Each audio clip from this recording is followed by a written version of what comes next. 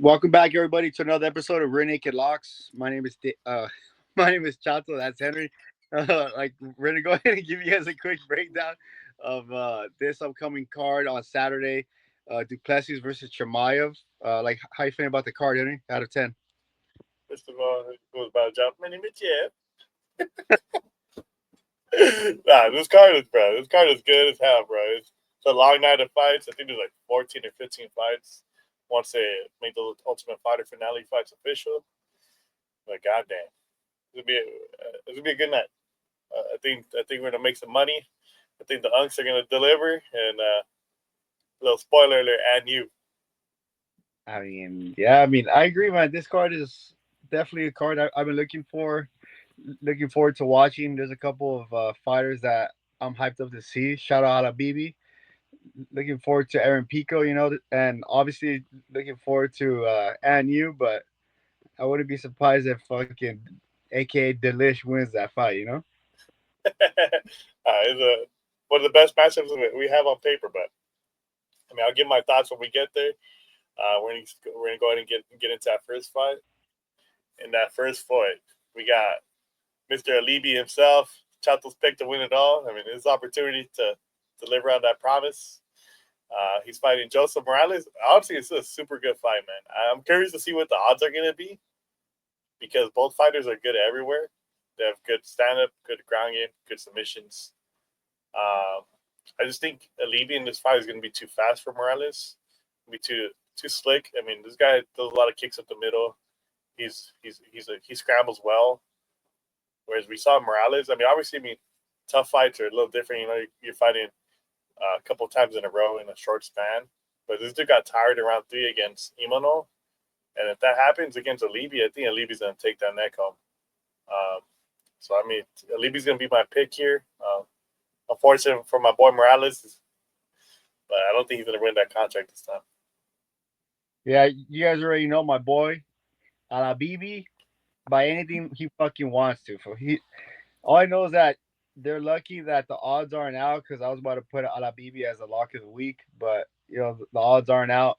But I mean, I'm disappointed in my boy Dixon, but like it kind of looks like Cormier's team's gonna go for 2 for 2 in this one. So I have Alabibi by decision. I think Morales is tough enough to stay alive, and I feel like the grappling could cancel out. And I think Alabibi has better hands. He's faster. He has more tools. So give me Alabibi 29-28. Round 1 probably goes Morales because he's a bigger fighter, and round 2 and 3 goes Alabibi. Cash it. Alabibi by decision. Yeah, I mean, it's unfortunate we don't have any odds, but I mean, we'll see. Maybe we'll drop a little parlay midweek when the odds drop. All right, next up we got Sezinando versus Donchenko. Man, I just want to say, like, if you guys haven't seen the tough breakdown that we're gonna drop, I don't know what happened to my boy Dixon. What a horrible game plan. Stay tuned for that breakdown on that fight. But gun in my head, I got Sezinando. I wouldn't be surprised if Sezinando wins by sub. Sensinado's not gonna stand and bang, dude. And Donchenko's gonna close the distance a lot. I feel like he's gonna overshoot or like overthrow, and he's gonna get taken down, bro. I have Sezinado by decision or late sub. Yeah, I mean, again, it's unfortunate we don't have any odds because I'm very confident in Sezinando here. This guy is way better. He's just a way better martial artist than Donchenko. Donchenko, he's a young fighter. He just goes in there to try to overwhelm you with pressure. I mean, Sezinando, this guy's a fucking high-level jiu-jitsu practitioner. If he gets you down, it's over. Like, I'm very confident that Sezinando's going to be able to. Well, number one, he's a bigger fighter. Donchenko normally fights at 155. So he's going to have the size. And when you have a wrestler, a grappler that has size over you, that's a recipe for disaster, my boy. And don't be surprised if Sezinando cracks that fool in the feet because Donchenko's been wobbled even on his Ultimate Fighter fights. I mean, he was getting hurt, man. He lives on his chin, and he's going against a bigger fighter with grappling upside. I think Sezinando club it sub. Like I said, so unfortunately we don't have any odds because I'm very confident that he wins. So. Yeah, like it wouldn't be surprised if Sezinado doesn't take a move out of Bo Nichols' book, he's gonna have fucking Donchenko worried about the takedown. He might just eat that overhand right, dude. He might just eat that overhand right. 100%, man. It's MMA. I mean, anything can happen in MMA, but I think skill for skill, I think he's got him cleared. Yeah. Then when we finally get to the UFC fights, we got Karina Silva versus Johnny Barboza. I don't know what to say about this fight. I mean, both women have the skills to win this fight. They're both pretty good grapplers. Well, I should say top grapplers, because we saw Silva lose her last fight because she got taken down and couldn't get off her back. But they both have pretty good striking. I just think Silva is a slightly better striker than Barboza. She probably makes some more kicks, better punches. As long as she doesn't get judo tossed by Barboza, I think she wins this fight. But this is a coin flip fight, and we got plus 180 odds on the underdog. So it's like, take that for what you will, But pick wise, I'm gonna go Karina Silva. Yeah, I'm gonna have to go with Henry on this one. I'm gonna go with Silva, but I think the play is obviously over 1.5 if fight goes to distance. I feel like both fighters aren't particularly good at one thing.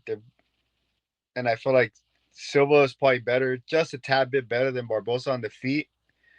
And if it goes to the ground, like Barbosa's not good enough to hold Silva, like Silva was held down in her like in her last fight.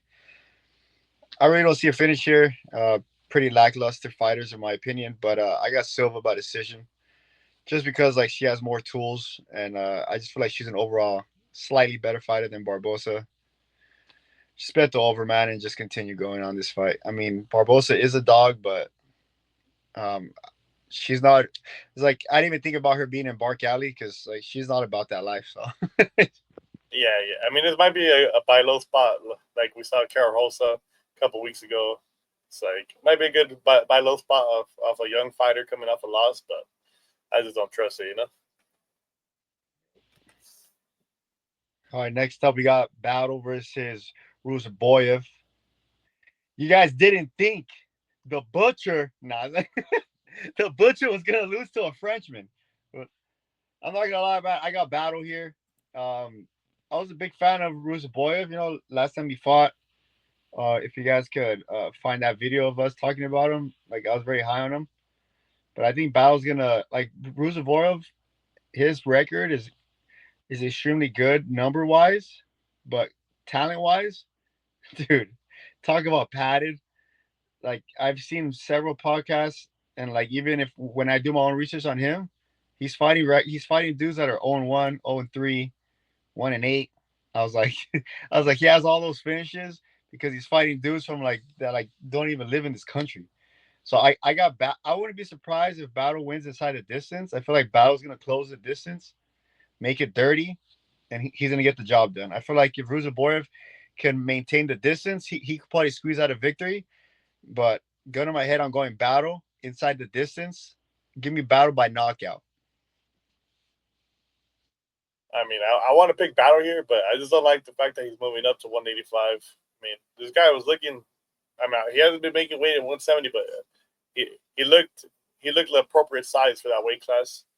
Whereas now he's moving up. I mean, he looked when he was an Ultimate Fighter at 185. He looked soft at 185. So it's like he's getting taken down. I don't know. He was getting jabbed up in his last fight against Randy Brown, and he's fighting a big fighter who has a good jab. So it's like if he can't take Ruziboev down, I think Ruziboev is gonna pick him apart.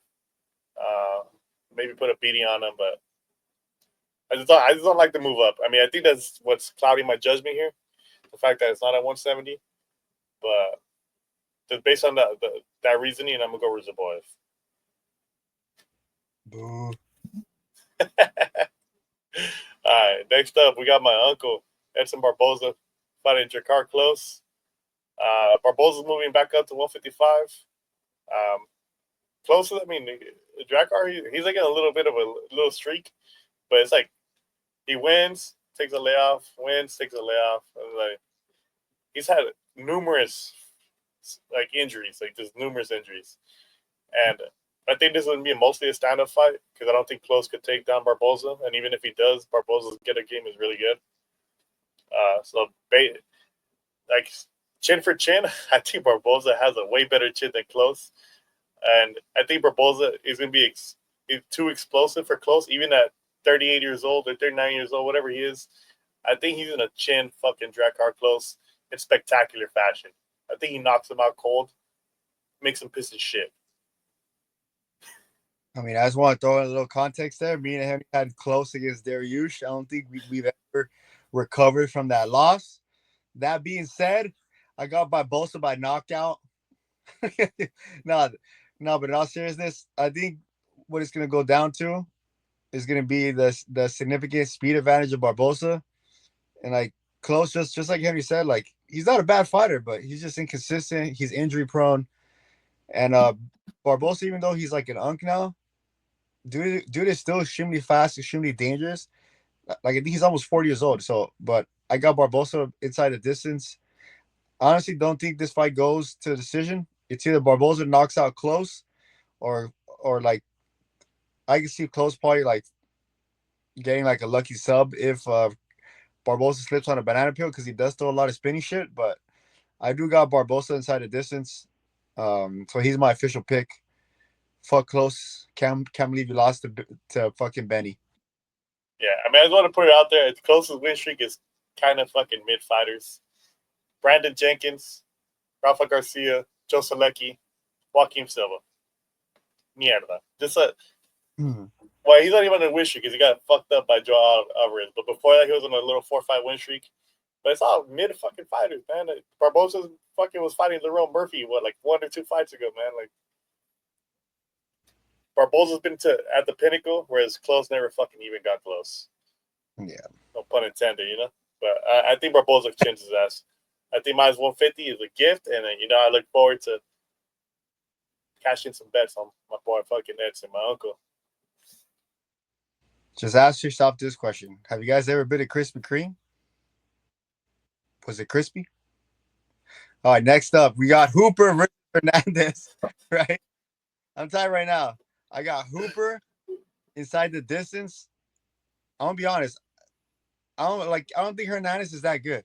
Hernandez came into the UFC with he was a pretty big prospect, right? And I feel like after he got chinned by Cerrone, after Cerrone put him in his place, he was just never had that same aura. Dude gets a couple wins, gets a couple losses, gets a couple wins. Very inconsistent. I don't even think he's ever been top 10. And then Hooper, we have literally seen the evolution of Hooper. Dude came in here with no striking, all grappling. Now my boy's a complete mixed martial artist, 25 years old. He's getting that man strength. He's riding I think a 4 or 5 win streak. Dude, I got Hooper because of the size advantage, the reach advantage, the grappling advantage, the youth, and I'm gonna ride the win streak with him. The momentum is on Hooper's side. Give me Hooper. I can see Hooper by sub just because Hernandez does like to play the ground game, and like that's Hooper's fucking wheelhouse, bro. Yeah, I was going to say on paper it's probably a close fight, but after watching the tape, I think Hooper is gonna find a lot of success in this matchup. I mean, Hernandez was getting out grappled. I mean, not that Jamin Jackson's a bad grappler, but his wrestling is, it's like whatever's. Whereas Hooper, I mean, he's not a traditional wrestler either, but he does a lot of trips. He will jump the back. Hernandez gets tired every single fucking fight. Every single fight. And fun fact, out of all his fights, if he loses, except for one, I mean, if he gets taken down in all his fights, he's only won one of those. And that was in 2018. All the other fights where he got taken down, he fucking lost. It's like, this guy's cardio is horrific. Surprisingly, for being so fucking jacked, he doesn't have that much power. At least not anymore. I think injuries might have just ruined this guy's career because he was more explosive back in the day, I just think he's going to get tired and Hooper's going to overwhelm him. Give me Hooper round 2, round 3, TKO. He probably mounts him he probably locks in a fucking triangle choke, spins to the top, and starts raining elbows on him for a TKO. But I think Hooper's a lock here. Yeah, definitely. I can see it. And next up, we got Jessica Andrade versus Lupe Godinez. If this fight was 6 years ago, I'd have Andrade here. I just, dude, she doesn't show up like she used to. Like, it just seems like she's fighting for a check now. I mean, her wife. I mean, I don't want to play narratives, but her ex-wife took most of her money. You know, she's talked about it before, and she's fighting a younger fighter, one slightly younger fighter, but like fight time wise, Lupi's still in her prime. Whereas Andrade, I think she's well past it. I think Lupi's gonna mix in the takedowns, hopefully. Tire Andrade out, maybe mix in a little bit of the boxing, but I think Lupi has a good enough chin to withstand Andrade's punches, and eventually she gets her down, overwhelms her, controls her against the cage if she needs to. I think Lupi's gonna get a sub here. Yeah, I can't agree more. I got Lupi. I've been a big fan of Lupi for a while now, but I'm not gonna lie, she's let me down a couple of times. But the only reason why I am picking her is because she's going against Andrade. Andrade's mentally checked out. I don't think she has that dog in her. Andrade from 6 years ago, man, she was on top of the world, bro. Like she slammed Rose like on her neck, almost killed her. But she's definitely not the same. Shout out to her OF. But Lupi, I feel like she's a better striker. She's a better grappler. I feel like Andrade's gonna look like she could withstand the volume that Lupi's gonna bring in the first round, but round 2 and 3 is gonna be all Lupi. If Lupi manages to mix it up, like I hope she does, it should be a dominating performance. If Andrade feels any type of resistance, I'm telling you right now, she's not invested enough to like switch gears. So like that's why I'm going with Lupi by decision. I feel like Lupi's not gonna be able to take her out, but if she does, it's definitely gonna be by sub. I don't think Lupi has enough power to knock her out, but then again, just like Henry said, like Andrade's like at that point in her career where like she might just take a dive, bro. She just wants to get paid, bro. Yeah, I mean, only time will tell, but I think Lupi's good enough to get past Andrade here. I just can't have any confidence in somebody like Andrade anymore, just based on how she's been showing up. She knocked out Dern, but like I just think she happened to run into that shit.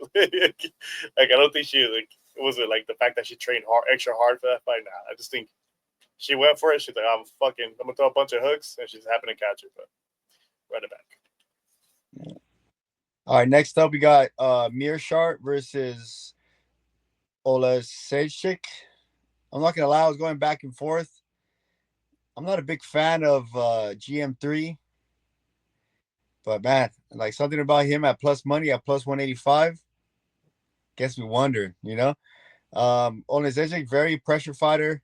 I feel like GM3 is durable enough to withstand the first round. I'm not gonna lie, guys. I might just go with the dog here. I got GM3. Give me GM3 by late finish or by decision. I feel like round 1 is gonna go to Oleksiejczuk, whatever his fucking bum ass name is. But round 2 and 3 is gonna go to GM3. GM3 has sneaky power, has a significant grappling advantage. And man, I learned my lesson with picking fighters that are way too much one dimensional. And like GM3 just has more ways to win, in my opinion. So give me GM3. How you feeling about that underdog pick, Henry? I completely agree. We just saw Cody Brundage at fucking minus 200. These guys are not fucking not skilled enough to be minus 200 any fucking fight. We seen Oleksiejczuk drop Holland, jump his guard, get submitted. We seen him get fucking kimmured by Himi Crew. Like I call him Himi Crew because that was before the injuries. He got fucked up by Cal Borralho. He got fucking Von Prue choked by fucking OSP. Like this guy going to and training with the fighting nerds for 1 year is not going to make you a high level grappler. I'm sure he's getting better, but this guy's fight IQ is fucking horrendous. Most of his wins are in the first round. If the fight extends, he loses. I think, like you said, I think GM3 has sneaky power. We've seen him hurt fucking Duran win on the feet. We've seen him hurt Bruno Silva on the feet. I mean, not that those guys were any good when he fought him, but he just has some power, and I think he gets fucking Oleksiejczuk down. Give me GM3, but fucking arm triangle choke. Mine's fucking 220. Come on, bro. Give me GM3 all day. If it wasn't for GM3 not shooting in some of his fights, he would be my fucking Park Alley pick. But give me GM3 here. I'm confident he's going to fight the correct game plan and submit this dude. Yeah, emphasis on game plan. If he has the right game plan, he's gonna look like a -1,000 in there. All All right, right, next next up up, we got Bobby Green versus Diego Ferreira.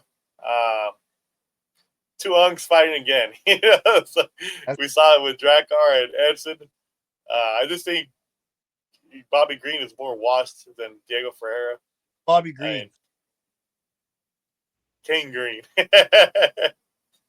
I just did like he beat Grant Dawson, he beat Jim Miller, but that Grant Dawson one I think is a fluke. I mean, GG he knocked his ass out with one punch, but he doesn't really have the power like that. He's more of a volume puncher that knocks you out with volume. Whereas Diego Ferreira, this dude has fucking dynamite in his hands. He's probably one of the more underrated fucking fighters at lightweight. I underrated him a couple times, and I fucking paid the price. This dude has big power in his hands. He has elite jiu-jitsu. I mean, we've seen him go fucking chin for chin with Mateus Rebecki and fucking put him out. Like he just overwhelmed him. He came back. It's like this dude, even at his age, I think he still has a lot in him. And I think Bobby Green's gonna be winning until he's not, just like in a Judober fight. He's gonna be looking fucking elite, and then eventually he's gonna get cocky. He doesn't have the same reflexes anymore. So give me Diego Ferreira by knockout, probably around 1. Yeah, I just want to say we were in Vegas one time. Anthony Pettis versus Diego Ferreira, and he was like, "Yeah, Anthony Pettis is a lock. He's a black belt." Ferreira came in there and kicked Ferrero Rocher right in the mouth, subbed his ass. We lost that bet, but bygones be bygones. I learned my lesson, just like Henry said. I'm gonna go Diego as well.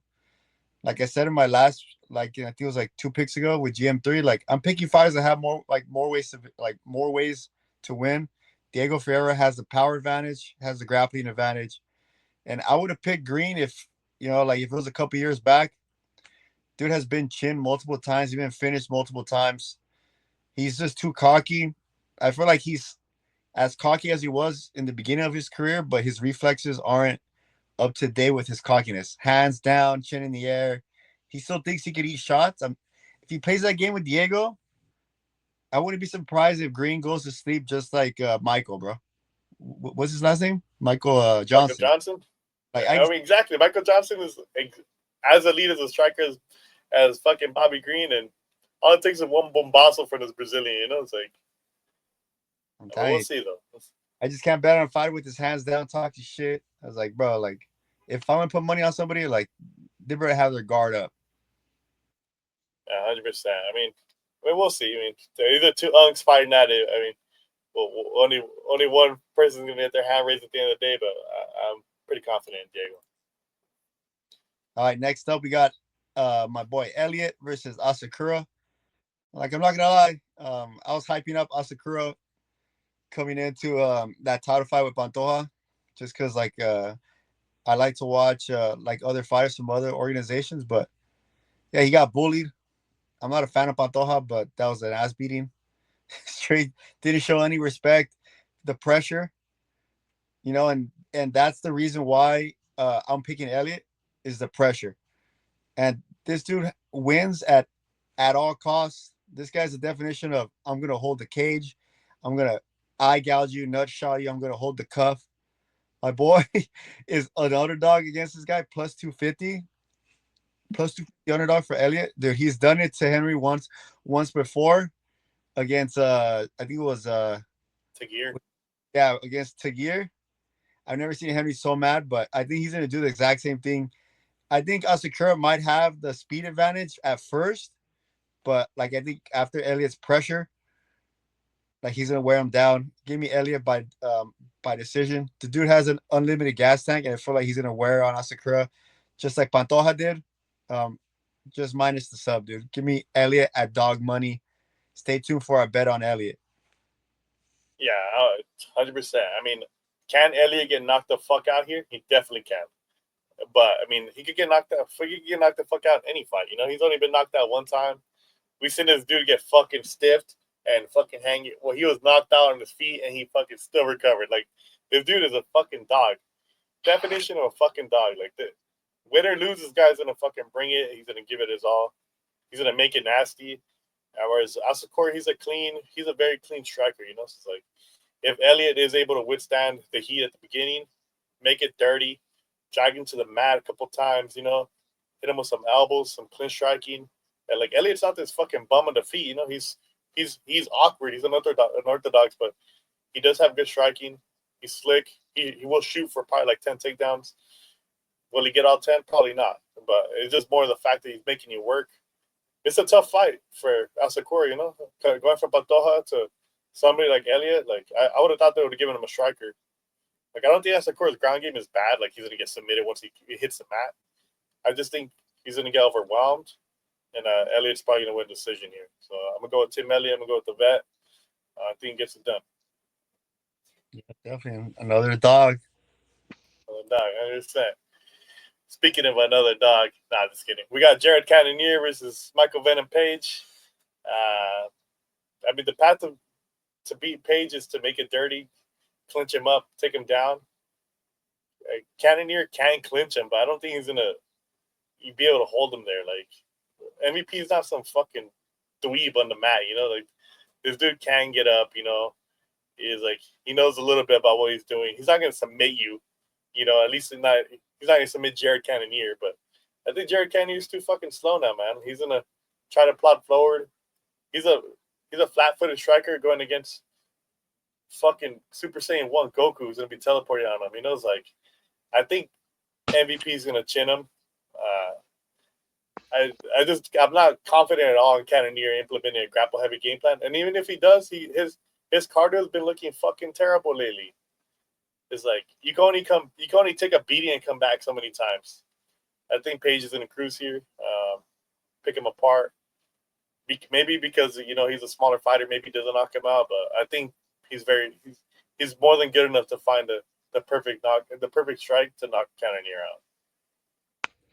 Yeah, I agree. My official pick is going to be Page, and the reason is, I was watching some tape on Cannonier against long rangey fighters. He just doesn't do good with them.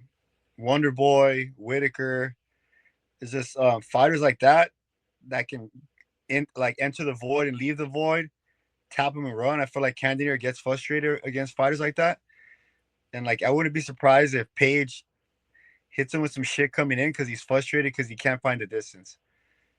Like the only way I see Cannonier winning is if he hits Page with that same finish that what's his name got him with that leg kick into the right. Yeah, fucking Douglas Lima. It's Lima, but I feel like Page has gotten like a lot better at checking kicks. I don't feel like that's gonna happen. If it was a 5-round fight, maybe I would have went with Cannonier just because like he's shown to come back, but in 3 rounds he's not gonna have the ability to come back. Don't get it twisted. Like he is a dog, but this is a 3-round fight. Give me Page. I don't think Page is gonna have enough power to take him out. So I got Page 30-27 or 29-28 because Cannonier might look good in round 1. But just like Henry said, man, his cardio is not there. He starts slow, and Page is about that life, especially in the feet. Man, Page has shown time and time again that his striking is just more superior than anybody else's. 100%. Another fucking unk fight, Yeah. All right, next up we got Neal versus Prates. My boy Siggy, he's about to smoke Neal. He's my pick. He's my pick, and the reason is just like Cannonier versus Page, we have 2 strikers, but one's more elusive. Prates has more ways to win. If you guys see that his Neal's fight with Shavkat, Neal was hitting Shavkat with some shit, but that's because Shavkat was playing too much of the inside, and I feel like Prates is not going to do that. Prates is a sniper. He's going to establish that jab, and I'm not gonna lie. Like if you guys watch Neal's fights, dude gets tagged, and he gets tagged a lot. I feel like he's like one of those fighters that needs to get hit to get going. And if you have that mindset against a fighter like Prates, like I wouldn't be surprised if he stiffs him. Don't get it twisted, man. Like Prates did almost finish Gary, and like Gary's hard to hit. Neal's not hard to hit, dude. So like I got Prates. Like I wouldn't be surprised if Prates knocks this dude out. Yeah, I mean, this is a similar fight as the last one. I mean, except Prates is there to, he's not gonna go like too much in and out like MVP. He's gonna be there to get hit, but he's just a better striker here. Like, I think Jeff Neal, he's gonna be too slow. He just plods forward. He does have some good body kicks and good head kicks, but like, I think he's gonna be too slow for Prates.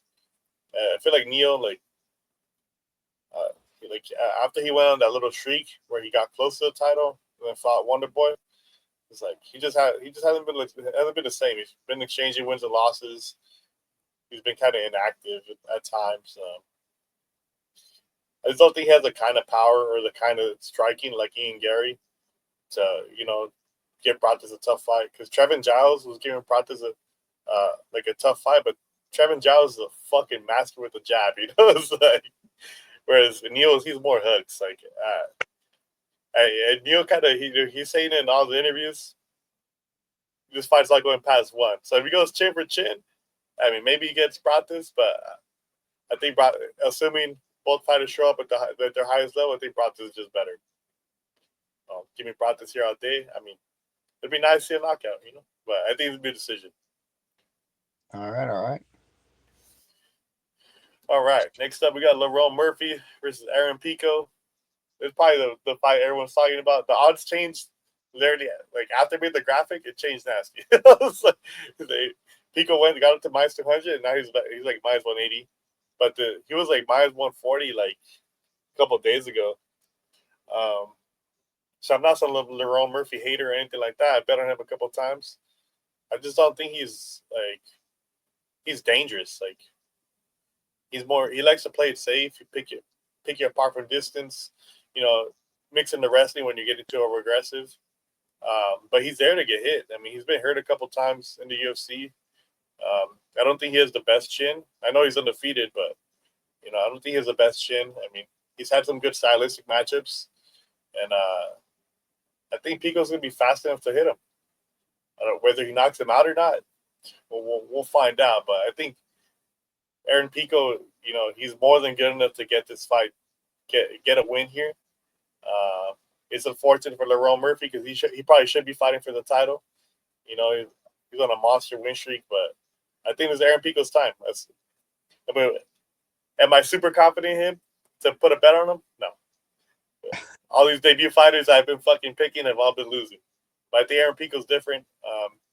He's an elite boxer, man. This guy trains with fucking Manny Pacquiao. Like, he's an elite wrestler. The only thing that's kind of bad about him is he goes chin for chin, and sometimes he gets chinned. But I don't think Murphy's dangerous enough to put him out. So give me Aaron Pico, maybe by decision. Yeah, straight off the bat, I'm going Pico, but I want to say, like, man, people from Bellator, champs from Bellator, just overall, just fighters that come from Bellator from other organizations, I just don't feel comfortable in putting bets on people on their debut fights. Asakura got me, Pitbull got me, Patchy Mix killed me, and then I mean, a part of me wants to just scream at the camera and say Pico by knockout, but I know better. And just like Henry said, like Henry broke it down pretty good. I feel like the only reason why I'm going Pico is the fact that Murphy's not dangerous. If this Pico versus someone like Silva, like John Silva, that has heavy power, I feel like you need the power advantage against Pico because like that's the only way that like people from Bellator have taken him out. It's like chin for chin, he gets chinned. But if you go stat for stat, Murphy striking versus Pico striking, Pico's better. Grappling, Pico's better. I feel like if Murphy plays it safe and I just don't see a way that Murphy could win unless he just turns it into a super boring fight in which Pico's not able to like have a good game plan or like execute what he wants to execute. But I wouldn't be surprised if Pico's the first Bellator fighter to come in and actually shock the world. But I am a little biased, Pico's from California. Shout out St. John Bosco. But like I'm going Pico by knockout. But I'm not confident enough to put money on him just because he's a debut fighter. But if he proves that he is top notch by beating Murphy, give him a title shot. I'll put money on him then. Yeah, I mean, obviously, if you're somebody that just bet straights, doesn't do parlays like us and shit, I mean, why not just fucking blindly bet Murphy? It's like, yeah, record record wise, way better fucking fighters. Pico's like his best wins. They could, like these guys are not good. Like I just think it's not fair to compare records when Pico is fighting out in a lesser organization. If we're going skill for skill, I think Pico has what it takes to get it done. But we'll find out. He might just shit the bed. All right, next up, finally, man, we have the main event of the evening. The fight that everyone's been talking about, the fight I've been looking forward to for a very long time. We got DDP versus Chimaev. Man, I was going back and forth with Henry on this. It's like Duplessis has been a dog in pretty much all his fights against. I think against Strickland, he was a slight Strickland too. He was a slight favorite, but dude has been an underdog pretty much all his fights, and he's came through. He's came through with us multiple times. We bet against him against Brunson. That was the first time Henry introduced me to DDP when he fought Brunson. But that being said, I got Chimaev. And the reason why I have Chimaev is I was watching back some of Duplessis' fights in which he got into grappling exchanges. Dude is dude is sloppy. I feel like he accepts positions, and the fact that his striking is unorthodox. Sometimes he lunges forward, and like he loses his balance a lot. I feel like Chimaev could capitalize on that and just grab a hold of him. Like he might be able to get up the first or second time, but Chimaev's chain wrestling, I feel like he could get it done. Chimaev's not one of those boring fighters where he's just gonna lay and pray. He goes for the kill. And like, there's a lot of speculation on like, oh, if Chimaev doesn't get him out of round one, like is DDP's fight. But man, I honestly can see, I can honestly see Chimaev taking this guy out in round one or two. I'm not gonna lie, just because of the fact that Duplessis the type of fighter to slip on his own banana peel and get sold, bro. Like I've I just too many fights, like variations of competition level, bro. Like he was like he's just slipping and sliding, tripping on his own feet. I feel like with the fighter against like a fighter like Chimaev, bro, you're gonna get your neck taken, bro. It's just so like I got Chimaev. Give me Chimaev by sub. Yeah, I mean, I think I really want Duplessis to win, but I just his path to victory is the Homer Simpson game plan. Like even then, like we've seen Chimaev get tired of one time. It's like, and it was against Gilbert Burns. It's like, but he's still throwing a bunch of significant strikes. Like I get it. He's been fighting a lot of 170-pound guys. But I think Duplessis hasn't really been fighting a lot of power strikers, and I think Chimaev does have big power in his hands. So if Duplessis is getting reckless with the striking and off balance, I think not only can Chimaev get him down, I think he could put him down with strikes. Um, Chimaev's wrestling is, I think it's underrated. It's like people don't realize how elite his grappling is. Like this guy's one of the fucking, I think the only guy to do what he did to Kamaru Usman, get him down. He fucking 10-8 Kamaru Usman in round one. I get it, short notice. But we see Kamaru Usman fucking beat fucking Buckley a couple weeks ago with no knees. I was like, this was back when he had knees. It's like, I I just can't pick the Plessis here, man. I think Chimaev is going to do bad things to him, and I think he's going to make it pretty easy. But I'm going I for don't think DDP. he gets him out of round one, but he gets him out eventually, and I think he puts him down with some vicious ground and pound. And you give me Chimaev by KO. I'm going DDP though because of the activity that DDP is gonna bring. I just know if Chimaev wins, dude's gonna fight like once a year, twice a year. So like that's the reason why like I'm hating on Chimaev just because I hate inactive fighters. And like DDP is not my favorite fighter, but he's active, bro. Like he's about that. But yeah, just like Henry said, give me Chimaev and you. Yeah, I mean that's a good point. I don't want Chimaev to fucking win. I mean, I have the Plessis win so I can defend him down 4 months. If styles make fights, I think it's a Chimaev's fight to win. Oh, shit. All right, guys, we're gonna Yeah. start getting into our parlays. Um, we're gonna start off with Chato's Around the World parlay. We'll let him talk about that fight and who he picked.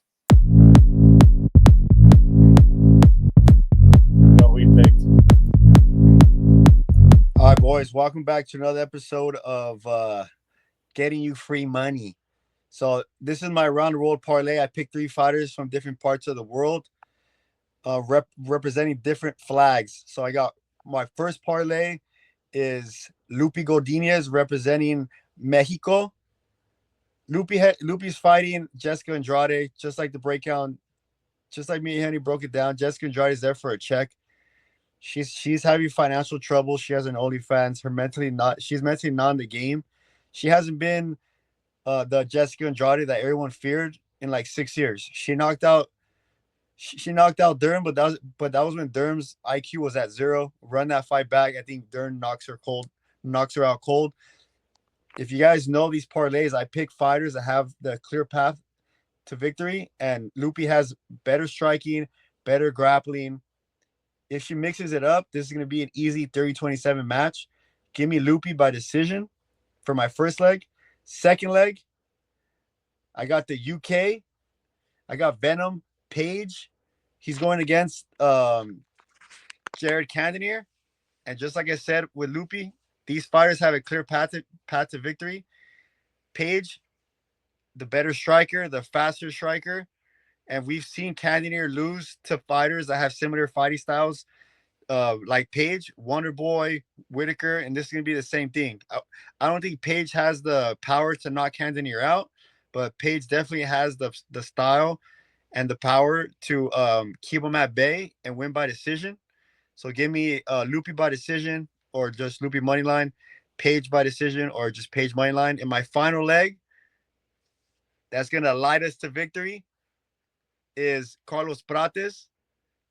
You know, Carlos Prates fighting is just like the similar game plan as Page versus Cannonier. Carlos Prates versus Jeff Neal. Carlos Prates has the significant striking advantage, the speed advantage, and both fighters are there to get hit. But I feel like, with that being said, Prates is going to land first and land hard. Give me the first 2 fighters by decision, but give me Prates by KO. Neal's there to get hit. If he stands and bangs with no game plan and doesn't try to mix it up, Prates is gonna make him pay.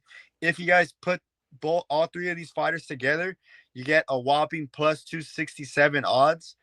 I'm telling you guys right now, once this drops, put the bet in because all my parlays have gotten sniped by scalpers and the odds get juiced like crazy.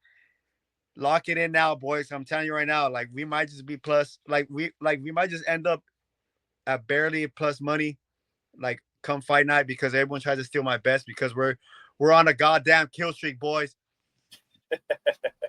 Honestly, I think it's one of the best around the world parlays you put together. Honestly, I'm very confident in all these fighters. If I had to rate, my confidence levels on all these guys, I think it'd be 8 out of 10. Obviously it's MMA, shit can happen, but I already bet this a couple of days ago because I had to lock it in early, but I think this cashes for sure.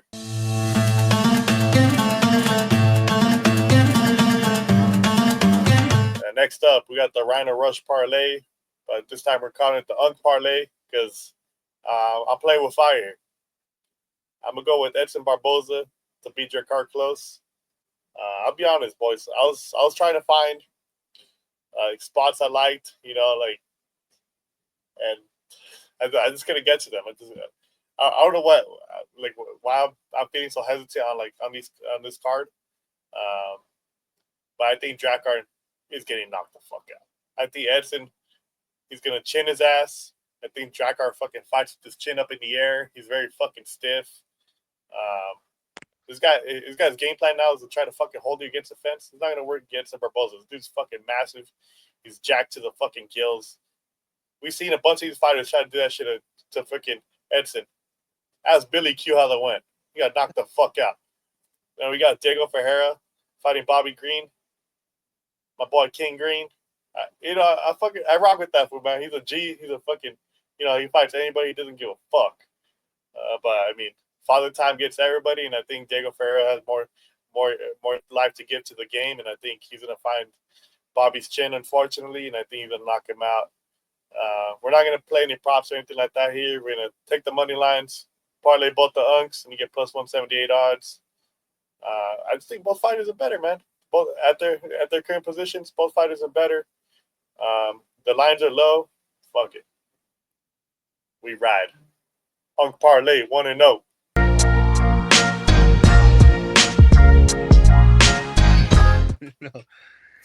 All right, boys, we got the Bark Alley bangers. If you guys are new to this part, like to this bet, we pick fighters that the bookies got wrong. The bookies have no faith in these fighters. But most importantly, we love this parlay because it gives us the most winning opportunity to make some money. So this time we got Elliot at plus 250. And I'm gonna put it down for like I'm gonna make it as simple and as clear as possible. If you ain't cheating, you ain't trying. My boy Elliot, I'm telling you right now, he did it to Tagir. He might do it to Asakura. He's gonna hold the glove, couple eye pokes, couple nut shots, couple fence grabs. Hey, who knows? Like he might get a headbutt in there, but my boy's there to win. He wins at any way possible. But all BS aside, all jokes aside, I feel like the pressure that Elliot's gonna bring to this fight is gonna determine the victory. We saw Asakura get pressured by Pantoja, totally changed his game plan. Asakura likes to fight when he controls the pace, when he's able to close the void and leave and come back. Elliot's in your face action. So give me Elliot money line at 250. Henry, how you feeling about this week's Bark Alley banger play? You know, my boy Elliot, he's due for a good victory. His wife got banged out under fucking wedding day by his best friend. It's like my boy is due for some good luck. I think Tim Elliott is well-rounded enough. It's a tough matchup for the young fucking fighter in Asakura. You know, it's like Elliott's a proven veteran. He's been in there with the best fighters on the planet. You know, this dude fucking won the Ultimate Fighter and fought Mighty Mouse. You know, and he gave him a tough fight. Obviously, you know, he's a little up there in age, but he still fights the same way, man. He gets in your face. He tries to drown you with pressure. He'll shoot a bunch of takedowns. He'll throw up a bunch of subs. He'll fucking cheat to win. It's like this guy, this bet is made for fighters like this, man, where like they come here to fucking scrap every time and kill or be killed. I think Tim Elliott's going to come here to fight. I think he's just going to watch the knees. Asakura has some good knees up the middle. Don't get fucking flying knee KO'd going for a takedown and you're chilling. I think Tim Elliott wins this fight 5 out of 10 times. And at these odds, fuck it, we ride. Plus 250, I think it cashes. We went 4-0 last week. I think we continue that momentum. I think Tim Elliott brings it home, gets a submission over the young kid in round 3.